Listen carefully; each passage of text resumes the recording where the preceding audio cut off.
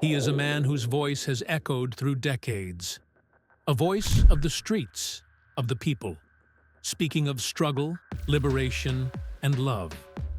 Behind the iconic dreadlocks, the Grammy wins, and the thunderous baritone lies a life marked by perseverance, controversy, and an unbreakable spirit. This is the untold legacy of Buju Banton, a journey that spans humble beginnings, staggering triumphs, painful setbacks, and a commitment to truth that has never wavered. Born Mark Anthony Myrie on July 15, 1973, in the vibrant yet demanding heart of Kingston, Jamaica, Buju was raised in the community of Barbican, Kingston 8. The youngest of 15 children, his upbringing was steeped in the cultural rhythms of island life.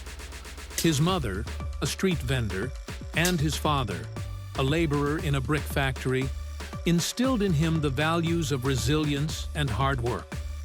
The name Buju was a childhood nickname affectionately given by his mother, while Banton, a title reserved for esteemed storytellers in Jamaican culture, was a nod to one of his earliest influences, Buju Banton. It was a fitting identity for a young man destined to become one of the most powerful voices in reggae and dancehall history. By age 12, Buju wasn't just attending local dancehall events. He was on the mic, performing under the alias Gargamel. Performing with local sound systems like Sweet Love and Rambo Mango, he refined a vocal style that would later captivate the world. His first major break arrived in 1987, when he released the single The Ruler. From there, he collaborated with top producers like Bunny Lee, Digital B, and Winston Riley, quickly rising through Jamaica's fiercely competitive music scene. But it was in 1991, upon joining Donovan Germain's Penthouse Records, that Buju's ascent became meteoric. Teaming up with producer Dave Kelly, he shattered records, breaking Bob Marley's long-held benchmark by scoring the most #1 singles in a single year in Jamaica. Songs like Love Me Browning and Bogle became instant classics. Yet, that same year, controversy would cast a long shadow. A re-release of Buju's earlier track Boom Bye Bye, recorded when he was just 15, drew intense backlash for its violent and homophobic content. Concerts were cancelled, festivals dropped his name, and international media swarmed. Rather than crumble, Buju evolved. He began shifting his music towards deeper, conscious themes. By the mid-90s, his embrace of Rastafarianism marked a creative transformation.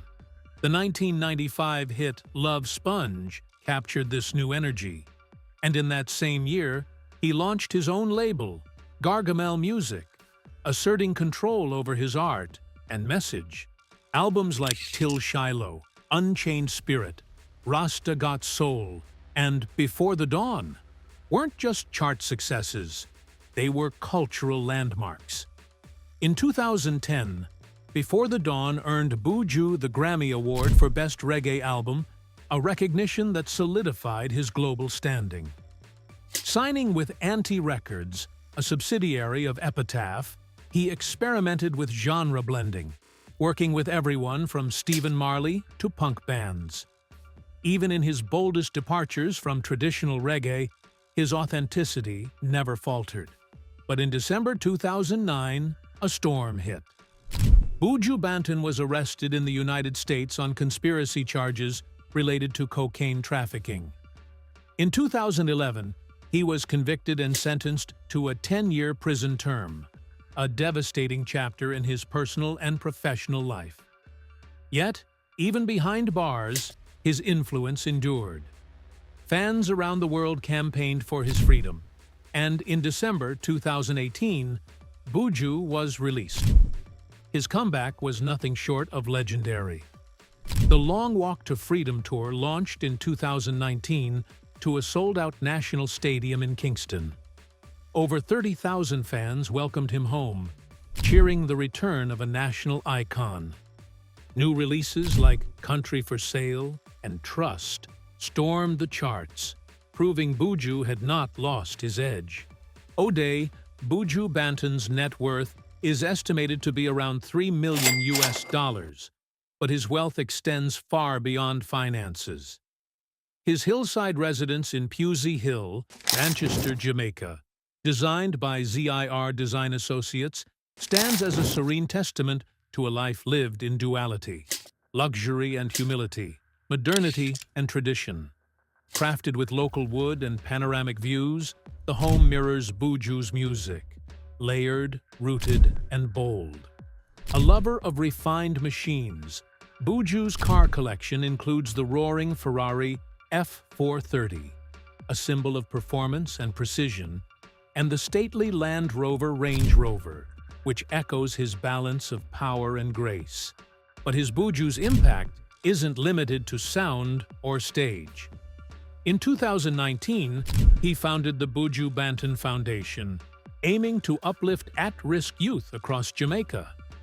Through this foundation, he's supported institutions like the Sunbeam Children's Home and donated prize winnings to launch sustainable farming initiatives that educate and empower.